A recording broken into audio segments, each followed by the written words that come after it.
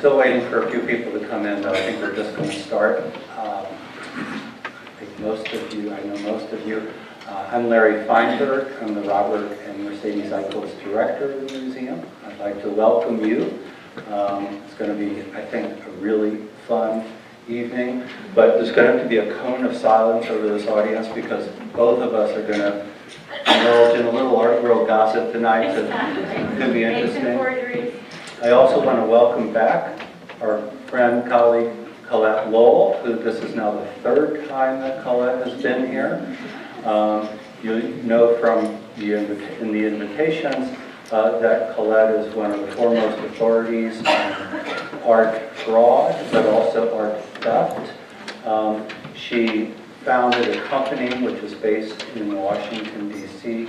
called Art Fraud Insights, which has been around for how long now? 5 years now. 5 years. She has been involved in many international projects and investigations. She's also in recent years put together some really remarkable exhibitions that have to do with fakes and forgeries, and we're going to talk a little bit about And we'll talk about that today. So that's great. Now, the last time Collette was here, some of you will remember, she was mainly talking about individual forgers, and she presented a kind of rogues gallery of really eccentric individuals who had various reasons for doing what they did, not all of them venal. So this time we thought we'd talk more about, not about so much the people, but about the fakes themselves and the forensic techniques that we use to detect fakes. I'll talk a little bit more, since I'm not up on some of the latest techniques. I'll talk about more some of the traditional ways that we investigate pictures, using infrared and X-rays and pigment analysis. Collette will talk about that, but she'll also talk about some of the new cutting-edge approaches that we have. And we'll talk about not only detecting fakes, but we'll also show how some of these forensic techniques help to authenticate works, help to confirm an attribution. Sometimes you find something actually that's much better than you thought it was. Absolutely. So we'll talk about that. But I thought maybe we'd start out, Collette, with you giving us a bit of an overview and tell us a little bit about the evolution of authentication and about some of the scientific methods that we use. Well, so just don't let me back up. I'll fall off the stage. So first of all, thank you, Larry. I'm so thrilled to be here. I hope my microphone's picking up all right. Is that all right? So as Larry mentioned, this is my third time being here at Santa Barbara. I'm so thrilled to be here again. It's been one of my favorite museums to visit. So in my career, I've spent quite a bit of time working with fakes and forgeries, but in that capacity and in my business world, what I do is kind of straddle two worlds. I work in the museum world, but I also work in the law enforcement world. So I work with the FBI Art Crime Squad or the Department of Homeland Security's Cultural Heritage Protection teams. I work with law enforcement officers that are looking to build investigations. And most recently, what we'll talk about today is the exhibition I have over at Winterthur Museum in Delaware, which has a world-class conservation lab. And we decided to do something really different, which was all of the analysis that we used to fake bust the art and objects. And the objects were from various collector categories. We decided to put the analysis on par with the objects. So whether it was spectra, or a pigment, or a cross-section, or a high-resolution image, even an X-ray, we decided to take that data and present it alongside the object. So the scientists and the investigators were given kind of equal nod for their work on fake busting different objects. And so that show, which is called Treasures on Trial, The Art and Science of Detecting Fakes, is open through January. Winterthur. And Winterthur is in Wilmington, Delaware, and it is the DuPont estate. So Henry Francis DuPont has an incredible collection, and he was no stranger to fakes. And so we have some of his wonderful collection mistakes on view. So you want me to talk about scientific? Yeah. I have like my microphone. Yeah, let me do this. Yeah, if you could just talk about some of the sort of basic methodologies and scientific instruments and approaches that we use. Well, so let's get out our.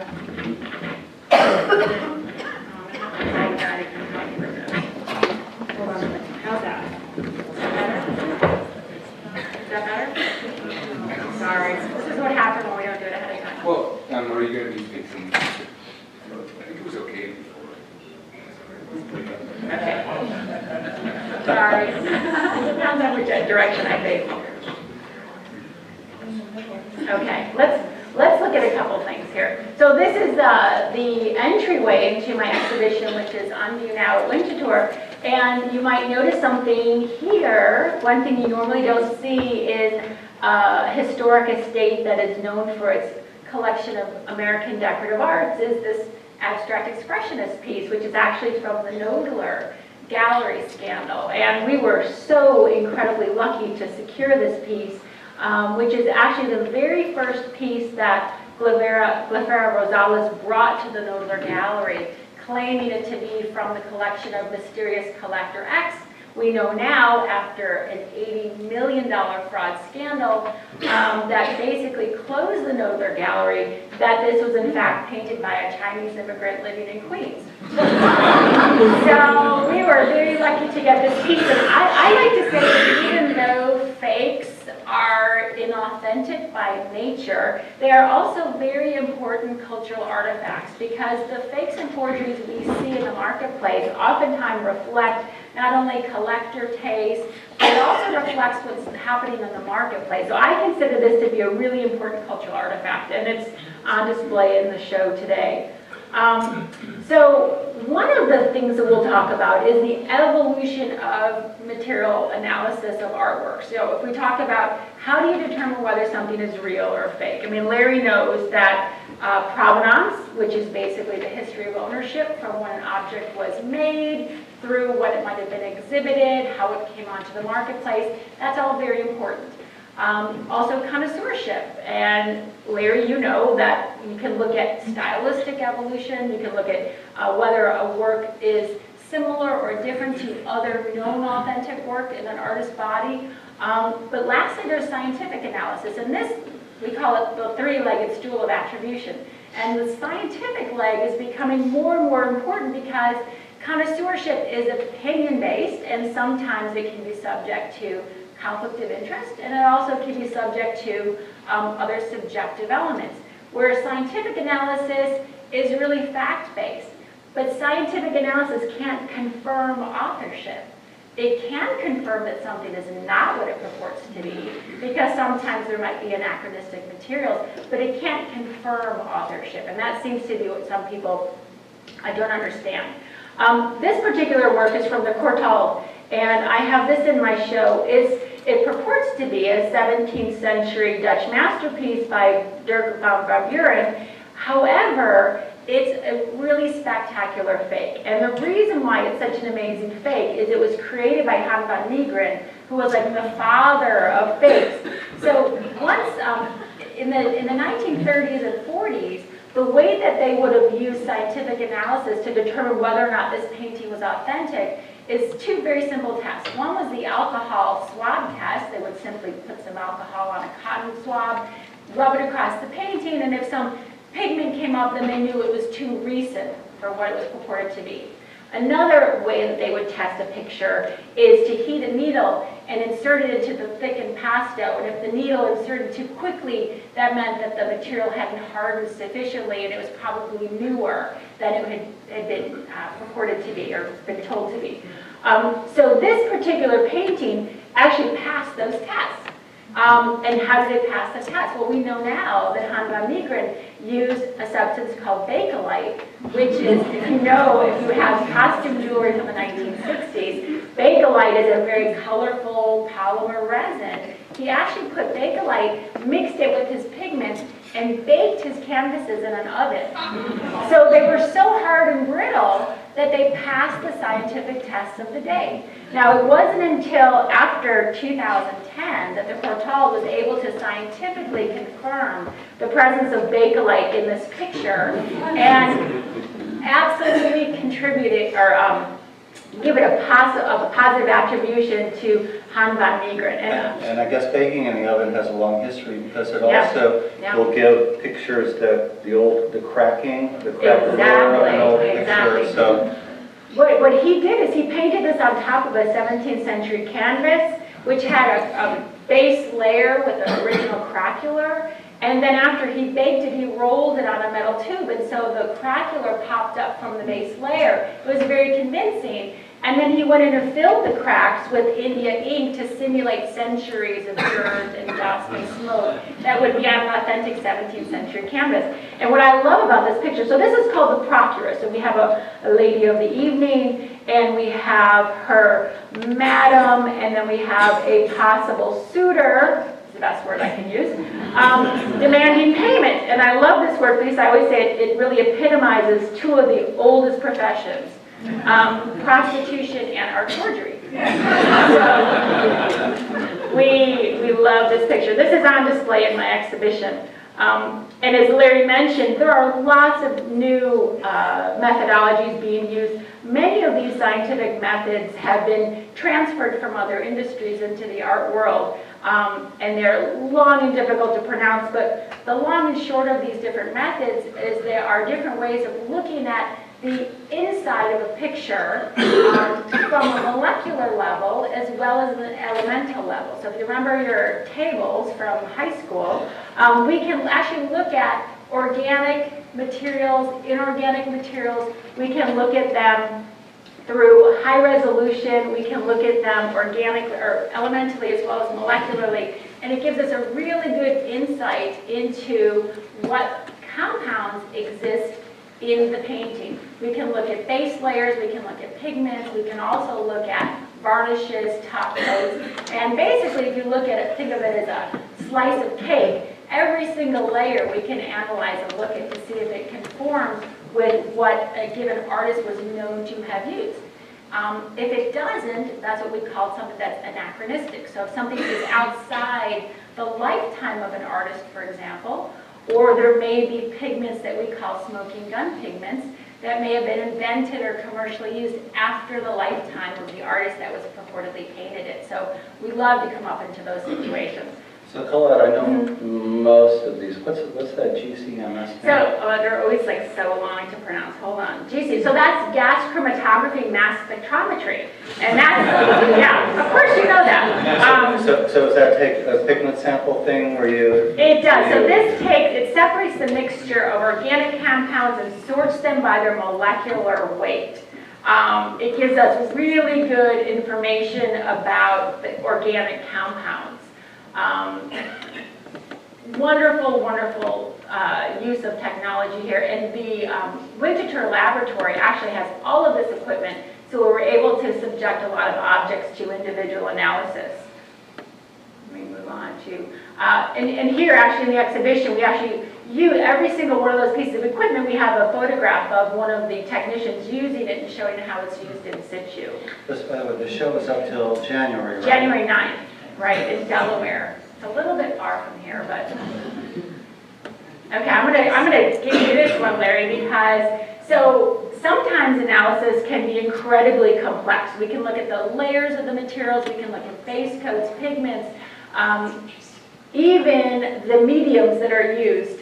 But also sometimes analysis is as simple as different frequencies of light. And we can look at a painting and distinguish quite a bit about it just by using different lights. And I'm going to let you go into what you did here. Yeah, I'll go into this. So a few of the different kind of lights, there's ultraviolet light, which will show you if there are changes in the surface of the painting.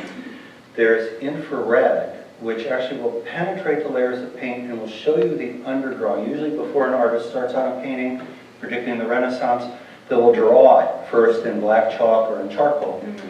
And then there's X-rays. Looking at X-rays, it's because the paints used for centuries were lead-based.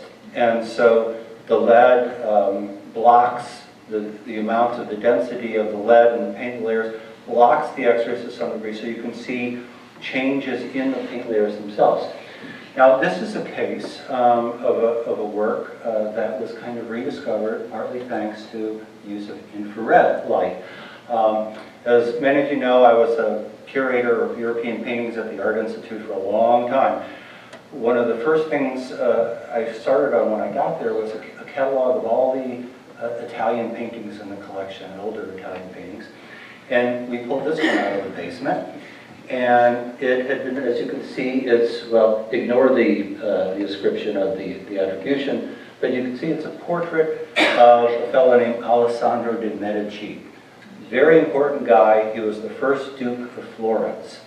And here he is. He's about 25 years old or so. When we fetched this out of the basement, it was given in attribution of just a 16th century copy of a painting by Pontormo. And everybody thought, they thought for many years, that it was a replica or a copy of a long-lost painting of the Duke by this artist, Jacopo Pontormo. But some of the ways you can tell a copy from an original is, well, one, the quality, and in this case, I found this to be a very interesting, probing look, investigation of the sitter. Very complex psychology there. But beyond that, I could see even with the naked eye, changes. Now, a copyist will just look at what's before him and copy it just as carefully as he possibly can.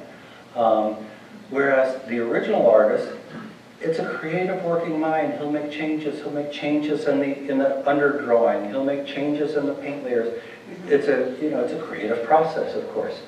Well, this picture, I could see there were changes. I could see, you could even see some of the underdrawing coming through. The paint layers have thinned with age. And you could actually see the underdrawing. They're extra, you could see in black, the black chalk, more bags under the eyes. And a lot of attention had been paid to the lips. They were originally much thicker, broader. And this is, and also there's, I don't know, there's something going on here with the top of the head you could see. There's a sort of strange dark shadow. Well, this shows that the artist was actually looking at the sitter, working from life, making adjustments. And one of the more interesting adjustments was made, and profound, and if I could show you this with infrared light, you would see the lips were changed quite a bit.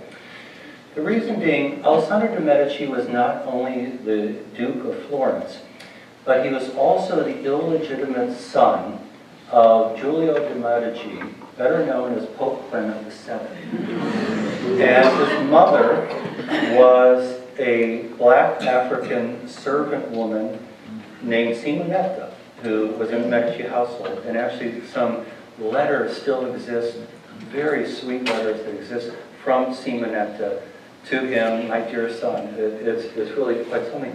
So the artist was actually to some degree trying to negate his parentage as he worked this up. So this is the actual picture. It's described by a 16th century, famous 16th century biographer, Vasari, who talks about this picture, gives it size. The size matches exactly. So although it's not absolute, virtually everybody in the world now agrees this was the prime version that Pontormo made from life of the Duke, and it served as the model for work such as this that Pontormo did probably in the same year, 1534-35.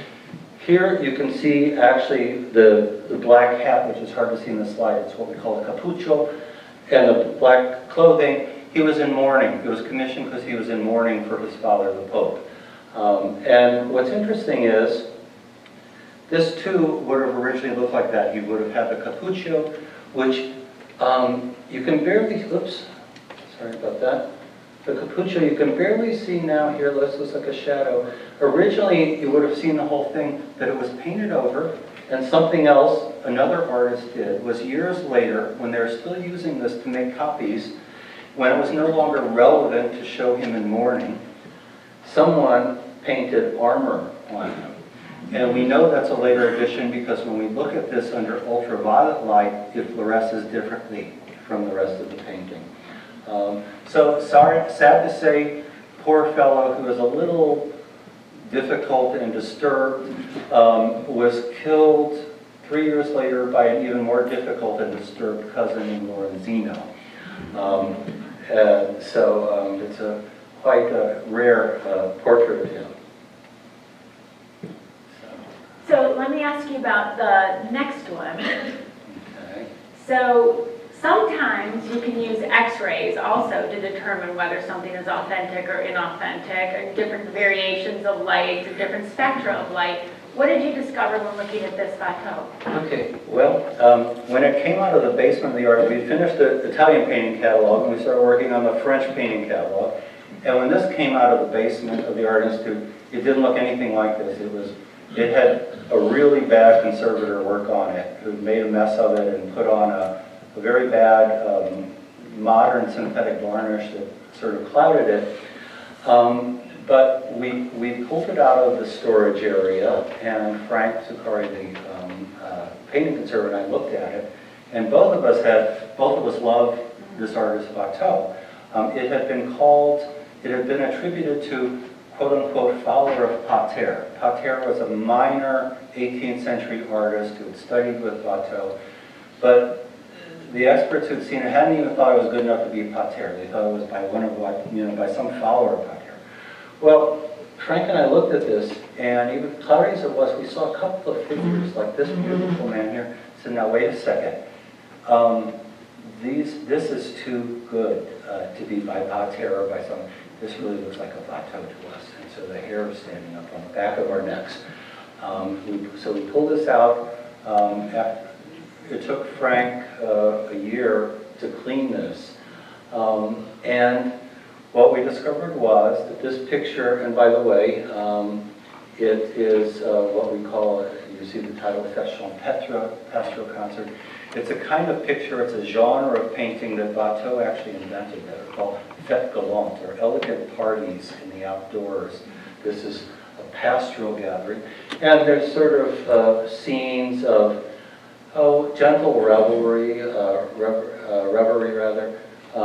couples engaged in flirtation and romance, music making. Here you see children gathering flowers.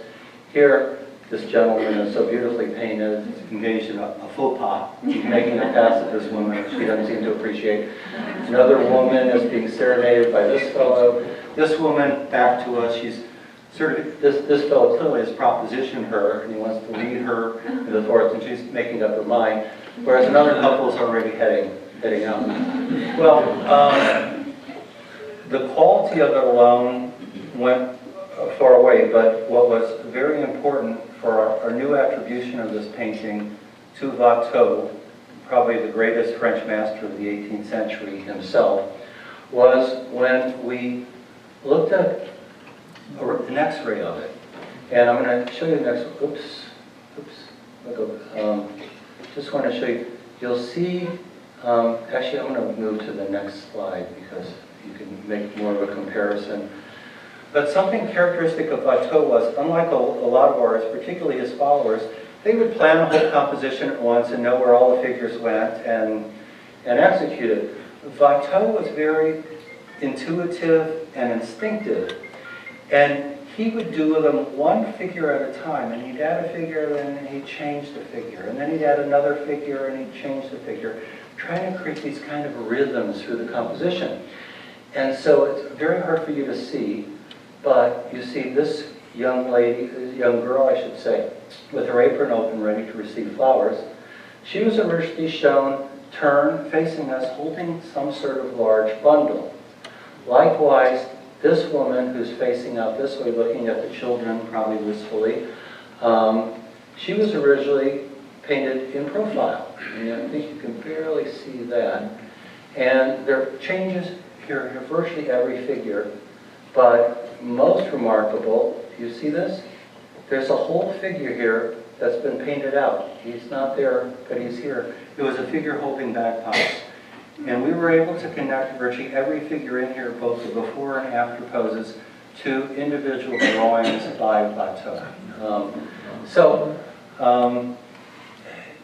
I would say there was, I have to confess, there was one Ivy League professor who shall remain nameless, and he was the one who had made the attribution as follower of Pater. And in our catalog, we had to note that, where that attribution came from. And when we came out with this picture and published it in Burlington Magazine, and it noted that he thought it was a flower pater, this man has never gotten over it. To this day, it's a pater, not even a pater. Everybody else, including Pierre Rosenberg, the great Watteau scholar, former director of the Louvre, everybody else accepts it, but not that guy. So it's never 100%, but you can get pretty close. So anyway, so these are what I'm showing you, a lot of traditional methods. But Collette, I think you have some newfangled methods that I don't even know about. And you've made some really interesting discovery, and there's been some really cutting edge and surprising use of new forensic technologies. Absolutely. So one of the things that I worked on recently, and it's been published widely, it was in the New York Times, and it's been written about quite extensively, is this particular work, which was the last known work of Jackson Pollock. And this particular work was created for his mistress, Ruth Kligman, and it was created just weeks before he was killed in a car accident. Ruth Kligman was actually also in the car. She survived. Jackson Pollock and another passenger were killed back in 1956. And this has been in the possession of Ruth Kligman since she just recently passed away. It's now owned by her estate. And I worked a lot on this work because the provenance was ironclad. Ruth Kligman and Jackson Pollock had a very public affair. She was a 20-some-year-old art student. His Lee Krasner had decamped to Europe. Their affair was very, very much public knowledge.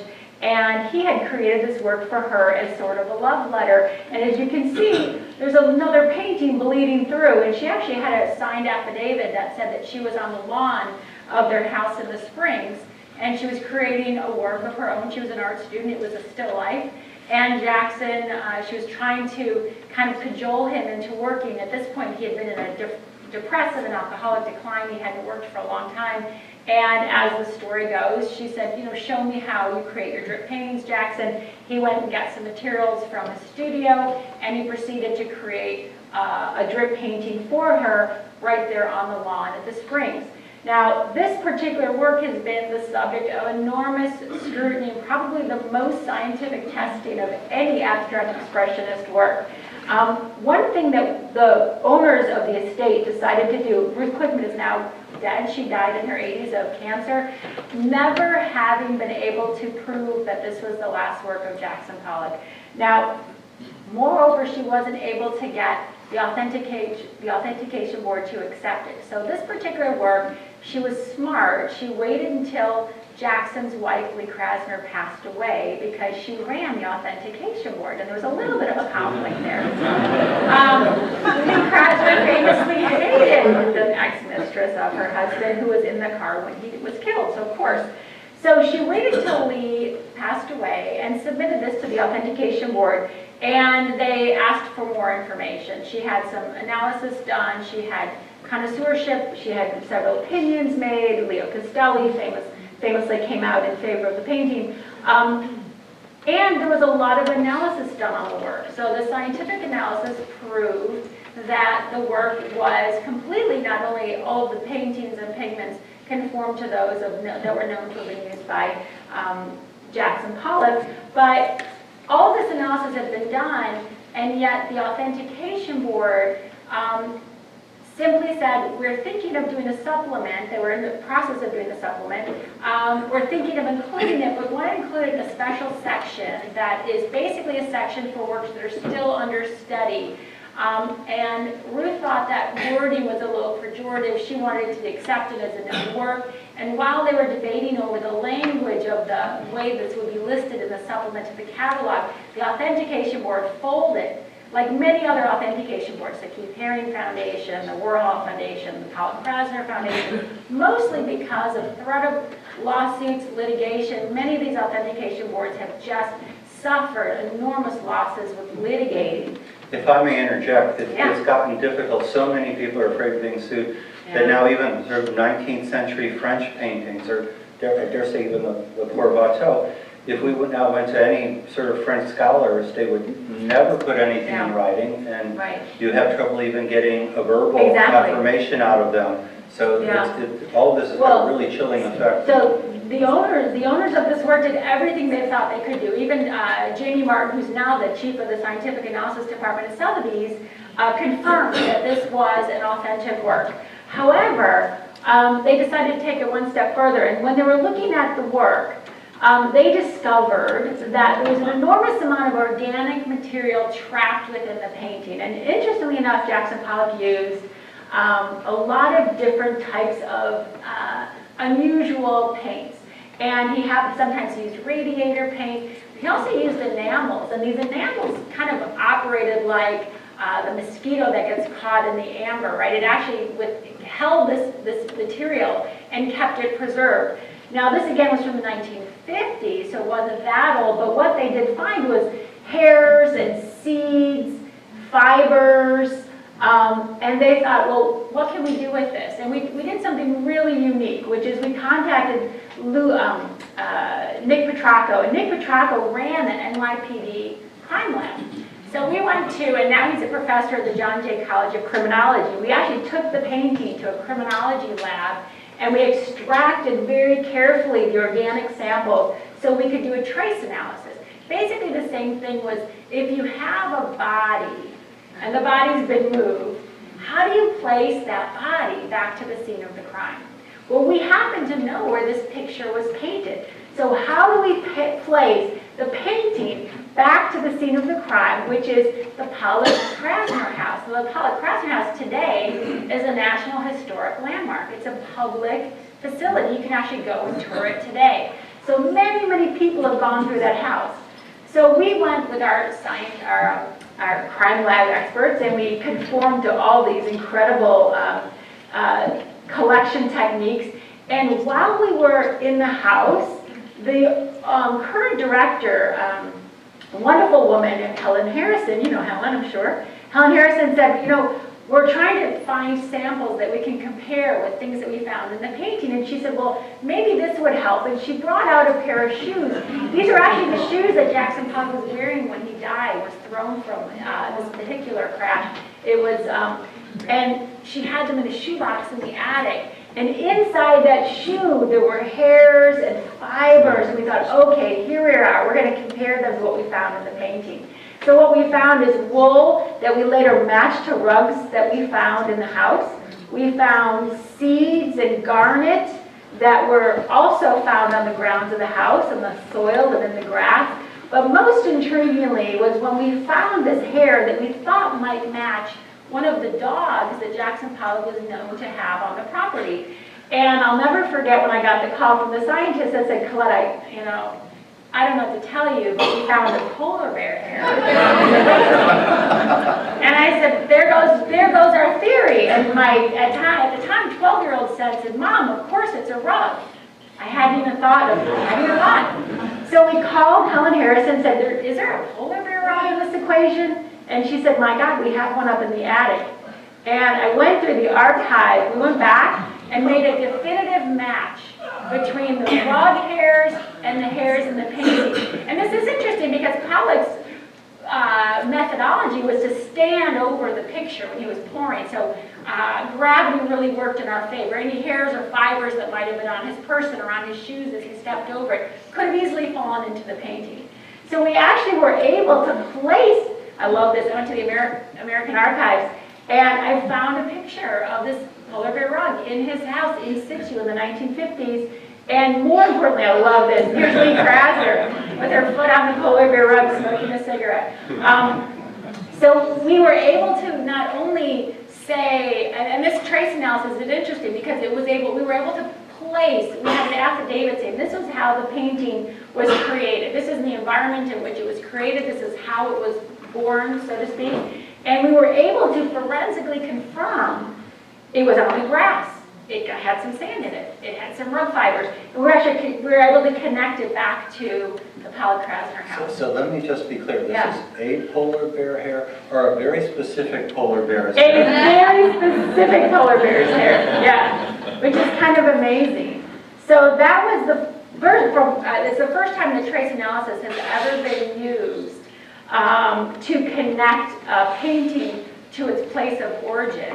And interestingly enough, I presented the results of all this at a symposium, and the author of the catalog raisonné, a scholar whose name I will not say, stood up and said, it still doesn't prove that Jackson painted the picture. So, yeah, so that is still an ongoing situation, and we're hoping. That might not be bad. Yeah, we'll see how that ends. Now, let's talk about this picture, Larry, because this has more of a pigment analysis. So we're talking about infrared lights and how we can look through pictures. I looked at organic material contained within a picture, and this is an example of looking through pigments and doing the pigment analysis, correct? Yeah, you know, it's really hard to follow polar bear hair I know. and all this stuff. It's really hard to follow that. This is, again, we're talking about pigment analysis, as she was just doing with also with Jefferson pop to some degree. Another picture when we're working on the Italian catalog in Chicago, fished out of the basement. This one was given a wonderful attribution to pretty major 15th century Florentine artist named Benozzo Gozzoli. Well, anybody who's taken Art 101 knows that no way this is a Benozzo Gozzoli, but also we were looking at it, this is a really strange picture.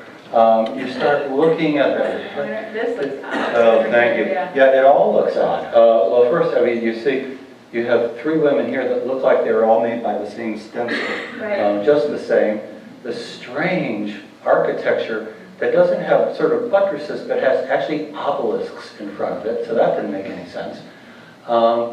Then the figure of Mary, this is the visitation of Elizabeth and the Virgin Mary, both pregnant. Mary seems to be fainting. She's not really looking at Elizabeth, and the scale's sort of strange. And God only knows what this guy is doing with his hand here, if he's picking a pocket or worse, but very strange. Well, sort of looking into it some more, and found that virtually every one of these figures was plucked, this artist, this forger, was looking at paintings in the Church of San Marco, Monastery of San Marco in Florence, and the Museo of San Marco.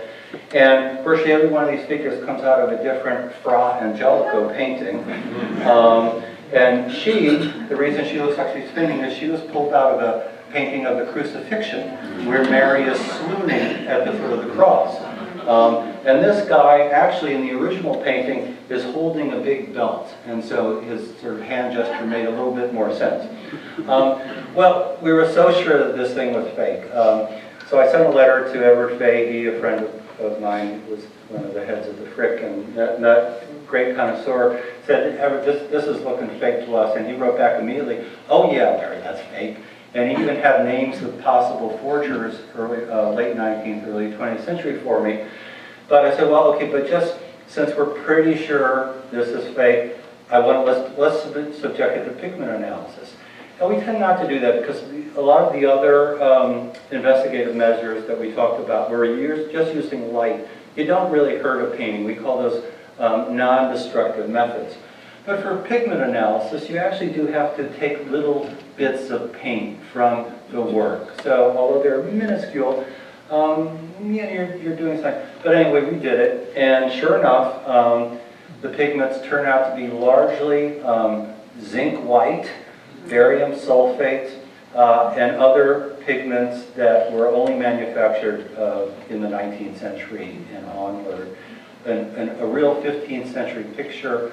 All the pigments, the paints will be done with lead white, and so we were able to dismiss this. It's interesting because sometimes common sense comes, I mean, we have all these very sophisticated methodologies, but sometimes just looking at a composition, common sense tells you that something's just not right in the posture or in the way the figures are put together. In my exhibition at Winterthur, we have a wonderful fake Renoir where a woman, a young girl, is shown in profile. She's squinting and she's looking up. It's the oddest composition for an individual portrait until we found that figure was lifted out of another larger composition by Renoir in the Musée d'Orsay, where a young girl is at a piano and she's looking at sheet music. And then it made total sense.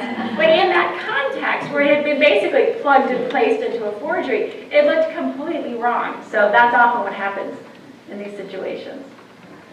And I have another slide that I'm going to go to. Painting that might be familiar to some of you, because this is probably the most hyped painting on the planet at this moment. Right.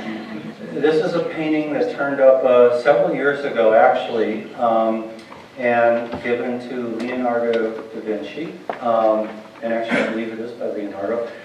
It was put in a show at the National Gallery in London, which I didn't think it was a good idea since it was on the market at the time.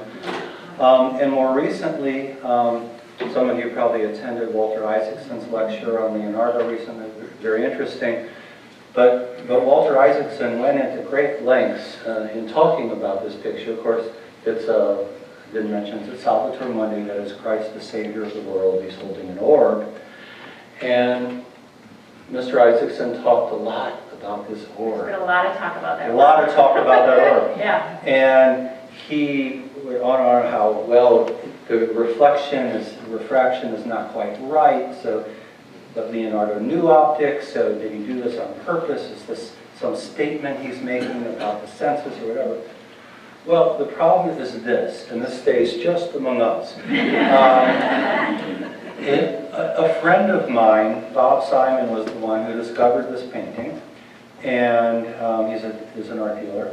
And soon after he found it, ran into him actually in the street of London, he said, I've got the picture in New York. On your way back, why don't you come look at it? So actually my wife Star and I went down, looked at the picture. Bob was kind enough to let me look at this painting under ultraviolet light. Ultraviolet light, as I said, allows you to see changes, restorations, all that. I can tell you, this picture is about 95% restoration. I do believe it's by Leonardo, what's left of it, but it's really a remnant. The only areas of this picture I can vouch for are that hand and these curls, which is what you see in all the catalogs and everything, because, but almost, I mean, look, you can see how abraded this is. It's sort of, there's just no definition of where the chin ends and the neck begins. And I have to tell you, the orb that Walter Isaacson goes to great lengths to talk about, this is virtually all restoration, and not even terribly good restoration in terms of the handling of the fabric beneath the orb. So, and you can see this hand is just a mess. It's kind of mush, and this is all kind of mush. So, anyway, this is just a story for those of you who are interested in buying older pictures. You must always enlist the aid of an art historian to help you with that. The person who bought this a few years ago, you may have read about it, Russian oligarch, whose agent actually got it for him. He thought he was paying $100 million for the picture. It turns out the price was only $75, and the agent pocketed $25 million. And so there's a big legal dispute about that. Now this Russian oligarch, I guess, is looking for another Russian oligarch or somebody else to buy this at $100 million at Christie's, or excuse me, I think it's Sotheby's, isn't it? No, it's at Christie's. Oh, it is Christie's. Yeah, so I had a friend who was there 2 days ago and said it is quite something, but the presentation is really what makes it incredible. Yeah, I mean, you can see, even see they didn't even quite get the eyes right. I mean, Savior of the world shouldn't be slightly cross-eyed like that. And here, But when you put it between two armed guards, but you put it between two armed guards with white gloves, Right. who isn't going to be impressed? there's a lot of art in there. There's a lot of art. But anyway, we're going a little bit over, but we started a little late. We've been talking almost exclusively about paintings until now.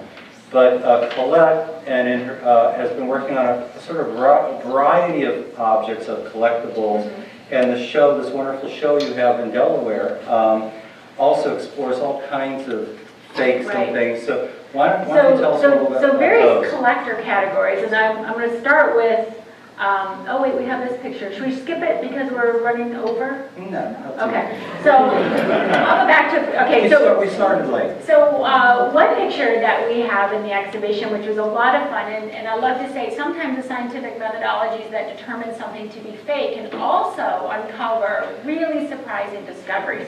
And I worked with this couple who purchased this painting online in Belgium. They saw it offered online. It was a portrait of a young boy, and it was offered with no attribution, nothing, no background, no provenance. But it was offered for $500, the equivalent of, along with a sewing machine and a bicycle. So who wouldn't want to buy it, right?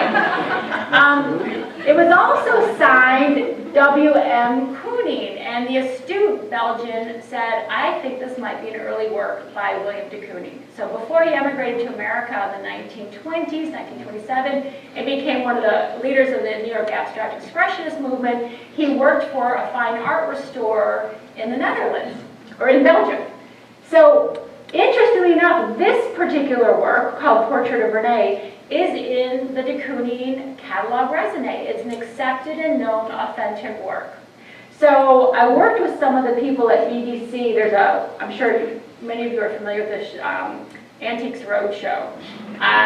So, BBC, after Antiques Roadshow, came up with a wonderful concept for a program called Fake or Fortune. And it doesn't air here, but if you go online, you can look at different episodes. It's a fantastically smart show. And so Fake or Fortune decided to look at this particular painting, and I was a consultant to it. And what was fun is that you can tell how similar these pictures are in terms of there's this haunting expression, oddly gripping an object, actually an orb, we have another orb. But you can tell they're very similar, and what we actually did is we got them side by side. They were exactly on the same size canvas, and on the back of them they had the same mark. Moments was an art supply company in Belgium in the 1920s. Both of them had a Moments label on the back of the canvas. Now when we did a scientific analysis, what was shocking, and this is what's fun, I mean, I love this stuff, I don't know about you guys, but this is spectra. So if I took a handheld XRF and I held it up to various points within the painting, and I'll show you how we did that, what happens is the output of that is an elemental spectra, and it shows us all the elements that the composition is made up of. And look at this, painting A and painting B were almost identical elementally. What's fascinating is that they showed a lot of mercury. And mercury is present in the pigment vermilion. And what's so surprising about vermilion is so much red pigment was used in this and in the other portrait. Now that would have been an incredibly expensive pigment for a young artist at the early stage of his career to have used. And so scholars have suggested that young de Kooning borrowed some material from his employer, who was actually an artist supply company. So interestingly enough, we think he borrowed the vermilion, and when we compared them, and I worked with a scientist here that had probably looked at thousands of pictures and said, my God, the opportunity for this to happen is like winning the lottery. The odds are so small that I think that the same paint tube might have contributed to both paintings. So we were actually able to confirm elementally the paintings were identical, and of course stylistically they're very similar. So where do you go from there? Well, interestingly enough, like we talked about, the de Kooning board no longer authenticates paintings. So the authentication board said, that's really interesting, thanks. But they're currently in the process of writing an amendment to the catalog raisonné. So like many other paintings, I call this painting purgatory, even though the scientific analysis is enough to create an overwhelming case in favor of authenticity, there is no defined authentication board that will actually sign off on the painting being authentic. And this is where then market forces take place. I mean, ultimately the market will decide whether to accept this painting or not. But not until January 9th, because I'm doing my show. So it's going to stay there, and it's fantastic in person. So I'll go right into this. When we talked about, so who saw 60 Minutes a couple weeks ago, right? Bill Cope, my friend. So Bill Koch was on 60 Minutes because he was talking about his crusade against counterfeit wine. And we decided to include wine because a lot of people that collect art also participate in other collector categories, whether it's fine couture, luxury handbags, wine, sports memorabilia. So a wonderful story here is that we really looked at this case and decided to include the bottles in the show. And Bill Koch was really amazing to work with. He has a private wine curator, and he admits to it, if you saw the 60 Minutes special, he has purchased about $4 million worth of fake wine in his career of being a fine wine collector. He has then spent $35 million prosecuting those who defrauded him. And it's kind of incredible. So he has gone to great lengths to bring those people to justice. And what's great about this bottle, so the Thomas Jefferson bottles came on the market when Christie's decided to put them on auction, again, Christie's. And apparently the provenance is interesting. This collector said that there was a renovation going on in an old building in the Marais district in Paris, and these bottles were found hidden behind a secret wall. Very sexy, interesting provenance. Now, Thomas Jefferson lived in Paris when he was ambassador. He was there during a certain period. These wines, 1787, would have conformed to that. And these very old bottles, which were clearly late 1700 bottles, they were labeled with Lafitte's and signed THJ. Obviously back then they didn't put wine labels on there. So everybody thought they were authentic. Christie sold them. They sold for $100,000 a bottle. Bill Koch bought 4. Malcolm Forbes bought a bottle. And it wasn't until after he purchased them that Bill thought enough people were whispering that they didn't think they were authentic. So he went to Monticello, and Monticello said, listen, Thomas Jefferson kept incredible records. There's no record of him owning these bottles. There's no record of it at all. So what they ended up doing is they took the bottles to the Courting Museum, and they brought them to a master engraver. And it was here, connoisseurship is really what broke the case. Very, very simple. Look at this engraving. So in 1787, an engraver would have used a foot-pedaled copper wheel. So you would have not had the nice, even marks that you have in here. So this master engraver with 30 years of experience simply looked at this bottle under a microscope and said, this is basically a dentist drill or a Dremel that made this engraving. It's a contemporary engraving. There's no way that it's authentic. And even though they did some carbon-14 dating, and carbon-14 can tell us some things, but it couldn't give us a date of the wine inside the bottle. Of course, you don't want to open the bottle with wine, right? But we were able to very easily discover that the engraving wasn't quite right. And wouldn't you know it, a couple of guys in Germany came forward and said, we actually did the engravings for this wine dealer who was then prosecuted. Bill Koch prosecuted, won. He hasn't collected the money that he won in the judgment, but this was a pretty interesting case, and if you have heard about this case, there's a wonderful book written about it, and I have this bottle right in my show. It's right here. We actually created these wonderful cradles. There's also an incredible wine fraud case, the Cornea case, many of you are probably familiar with. One of the largest wine fraud scandals in U.S. history. Cornea is in jail. He had to pay over $25 million in damages. That's how much he made, if you can imagine. And it led to experts in the industry saying that about 80% of pre-1980 Burgundies on the auction market today are in fact counterfeit. So in the background, you'll see all these wonderful wine labels. These are part of the seizure. I got to work with the FBI archive team, and many of the objects in my show actually were lent by the FBI. They were evidence for prosecution. That was fun, going to the evidence room and sorting through. So all these labels came from the FBI. These bottles came from the FBI. This came from Bill Koch. It was a wonderful section to include. And then one other thing that came from the FBI is this incredible mint that was purportedly owned by Babe Ruth, and you can see it still has the evidence tag hanging off it from the FBI.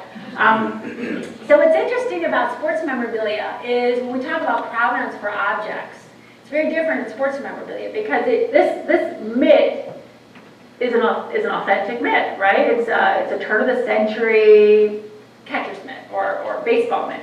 But until it's connected to a famous sports figure or even connected to a famous event in sports history, that's where the provenance becomes interesting. So this is an authentic mitt that a gentleman from California purchased on eBay for $750. He added a false provenance. He claimed that it was owned by Babe Ruth. He went as far as to say that Babe Ruth slept with it under his pillow at the St. Mary's Orphanage when he was a child. He had done some research and he knew that that was part of the story. And he sold it to a collector for $200,000. And now the collector got suspicious when he wouldn't sign an affidavit attesting to the provenance, and he returned it. So he turned around and tried it again. And he tried the same scam over the phone, but this time the victim was in fact an undercover investigator for the U.S. Department of Justice. And they got him. And not only did they get him, but they got him for wire fraud, because we don't really have anti-forgery laws in the U.S. So they got him for wire fraud, and he was fined $25,000, and he got several years probation because it was a first offense. But currently, sports memorabilia experts claim that about 80% of all signed memorabilia on the market today, which is a billion-dollar industry, is in fact counterfeit.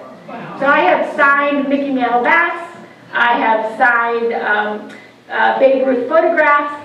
So, and oftentimes what they do is they come with these certificates of authenticity. Sometimes they come with a paper that shows the sports figure using the bat in the game that won the, the series or whatever. So what I think is fascinating about sports memorabilia is so much money is transacted, but there's just as much fraud in sports memorabilia as there is in the fine and decorative art market. This is wonderful. It's an authentic glove, fake provenance. And so I guess we can wrap up a little bit. So Larry had asked me to allude to a couple things that are changing. One of the things that is really exciting about my work at the intersection of art and technology is we know that the problem exists. I've been talking about the problem forever, and I just wanted to start talking about solutions. And there have been now some new commercial products that have come on the market. A couple of things that I've seen that are really exciting are the entrance of companies like TagSmart that are including DNA-based taggants. Now, taggant is a high-tech way to basically protect artwork so you can confirm its authenticity. So today, commercial artists or working artists that are creating works today that can attest to the authenticity of their work are starting to use things like DNA-based tags, so that 50 years from now, we'll be able to confirm the authenticity of these works. Also, these types of taggants, you can see they have all kinds of different security codes, are linked to now digital provenance. So if anyone's familiar with the blockchain, what the blockchain can offer the art market is the opportunity to create like a digital passport for artwork, just like a VIN number does for an automotive or an automobile. So we can start connecting history of ownership, history of exhibition to that actual object and make them connect digitally so they can't be, the record of that can't be adulterated, and that's what the blockchain offers. There's also another technology that I'm working with called Smart Water, not the drink. It's actually a forensic liquid that you can, it's an isotopic digital marker that you can paint on. It's actually water is the medium.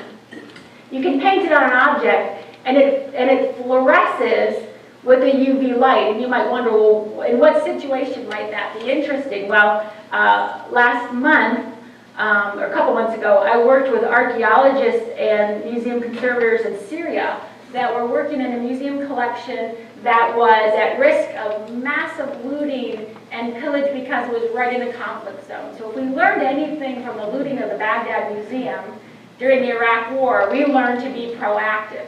So we got some of this digital forensic liquid to these archaeologists who were able to mark some of the most important things in their collection. You can see here, they're sandbagging their mosaics against airstrikes. And the thought being that a lot of these things traffic many years after the fact. And we know now, and Congress has, I've been actually in some congressional hearings about this, we know now that antiquities are connected to terrorist financing. And we know now that ISIS is getting money for terrorist operations through the trafficking and sale of antiquities. So being able to create a way to stop these objects from trafficking, not only as a way to protect cultural heritage of Syria, but also as a way to interrupt the terrorist financing element, it's really exciting. So we're working with law enforcement agents at the border to give them a way to identify possibly looted material. And then ultimately, in the future, if this type of technology starts to become a little more mainstream, Christie's, Sotheby's, all the auction houses who sometimes look the other way when it comes to due diligence will not be able to ignore permanent forensic markers on objects that connect them to their country of origin. I think that's it. That's great. Well, I think we'll intrude a little bit into our cocktail time and refreshments and take a few questions. I think there's some handheld mics in the, there's a crystal right There we go. You mentioned art theft. Mm-hmm. Could you make a comment, and I know it's a big topic, you probably can't say very much about it, it's the Nazi theft, which was now found with Collette. Right. Well, you know, it's interesting. The trifecta of art crime is forgery, theft, most of it Nazi looted, and trafficking of antiquities. And I really don't specialize in the theft portion at all. But I do know enough to know that the technologies and developments we're seeing today can hopefully deter that kind of behavior in the future. I know a lot about the Ehrlich case, but I'm not personally involved in it, so I can't comment. It's exciting that they're found. We can say that. Gentleman in the center. I didn't see it on your initial list of diagnostic tools, but do you use carbon-14 dating for paintings specifically? Yeah. And to follow up, Donald Trump owns a Renoir. And I know that, I imagine the provenance is shot on that, but what tools would one use to identify it? Well, I'll start with the carbon-14. So carbon-14 has become an incredible tool for archaeological objects, but for paintings, it's really been replaced by mass spectrometers.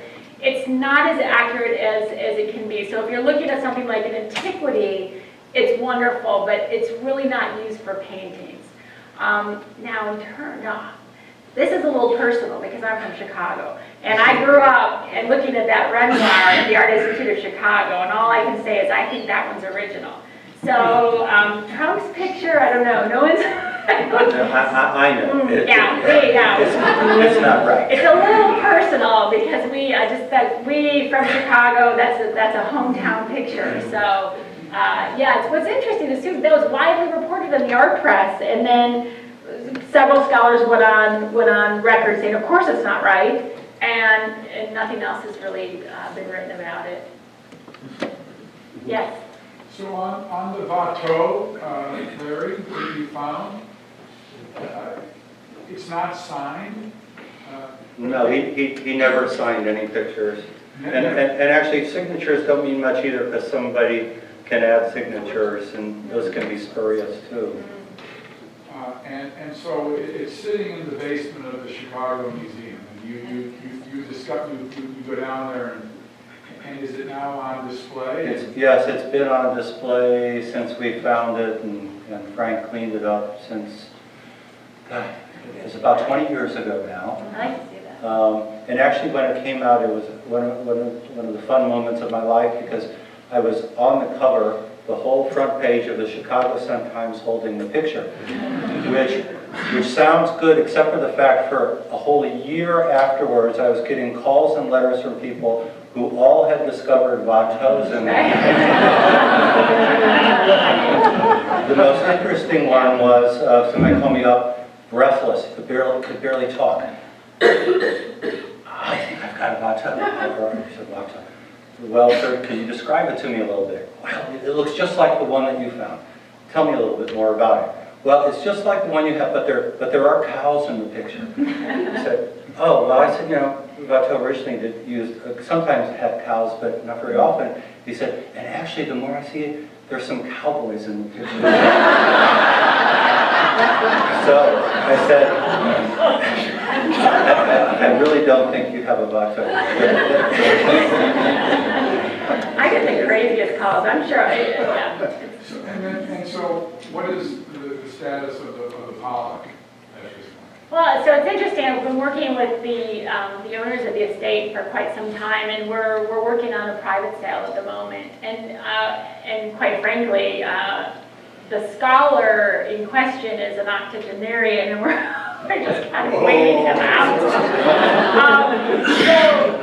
What's so interesting about this picture was that, you know, we talked a little bit about all the different methodologies that are used. So I call it an arms race, because the problem is that the more information that becomes available about a given artist or method or background, so scholars often publish information, and then when conservators do work, oftentimes conservators will publish that information, which then becomes like a recipe book for a forger. So the arms race, so after all the information came out about the trace analysis, I kept getting calls. I got a polar bear hair in my painting. And I remember being criticized by somebody saying, you should have never said it was a polar bear, because now everyone's going to find polar bear hairs in their works.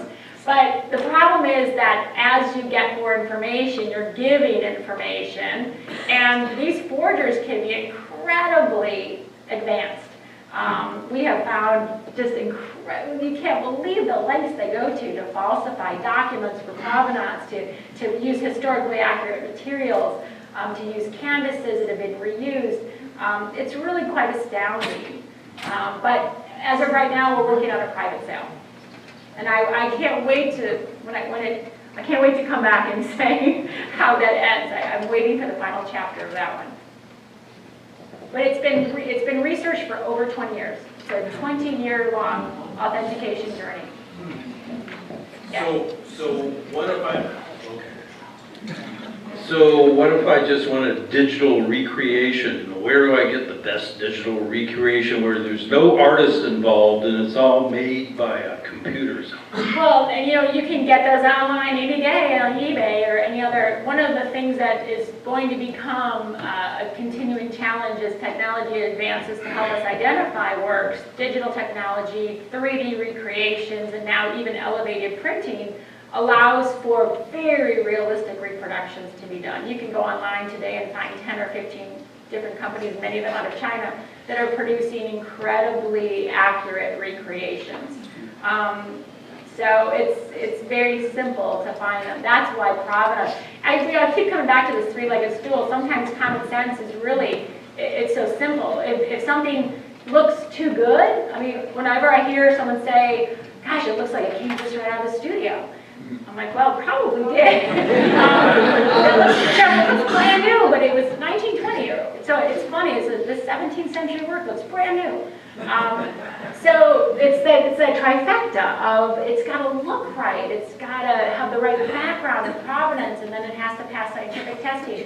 And scientific analysis isn't like, the Wizard of Oz behind the curtain. It's not as scary and as unapproachable. There are many good analysts and scientists out there that are doing this kind of work. It's very much in reach and affordable. It's certainly not cheap, but it is within reach for a collector. I was just in LA a couple of months ago looking at a Twombly, which turned out to be authentic. It was a wonderful work that was not included in the catalog raisonné, and sometimes that happens. Sometimes it happens. Maybe just one more question. Are any forgers caught? Great question. Well, so when I did a psychological and criminal profile of forgers, and what I find is interesting, not only are many of them caught, many of them write books. So there's an interesting psychological element of what forger doesn't want to show off his work. And so in order to do that, oftentimes they write books or they somehow out themselves. So many of them, yes, are in fact caught, and many of them, in fact, write books about it. there's quite a genre now of forgers that have been caught and write books. But, I mean, I can think of 10 that are out there. So yes, in fact, a lot of them get caught. Interestingly enough, I have not yet, and I really am anxious to, I have not yet encountered one female forger. And I don't know if it's because we're just good, we're just better.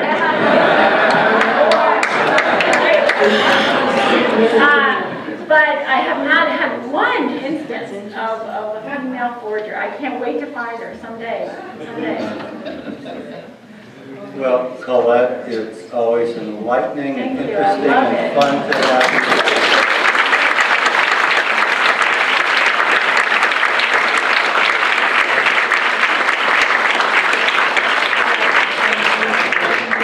So thank you all for coming, and now I'd like to invite you to join us for libations and refreshments. I think we're going to be mainly over in the cafe area on this floor. So if you have more questions for either Collette or me, ask them there, please.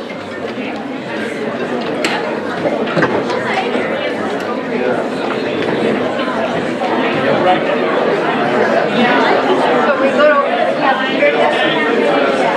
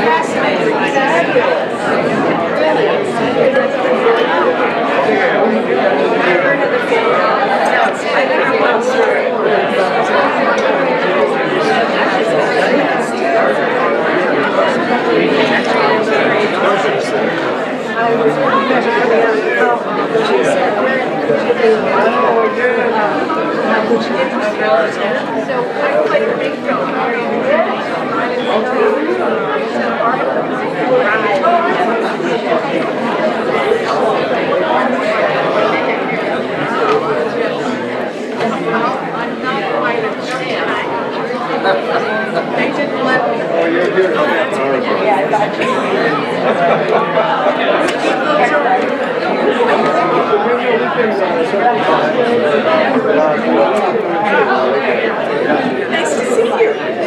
How are you?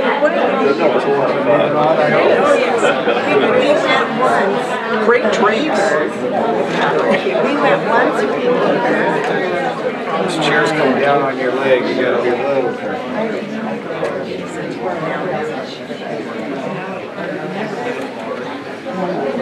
Very interesting.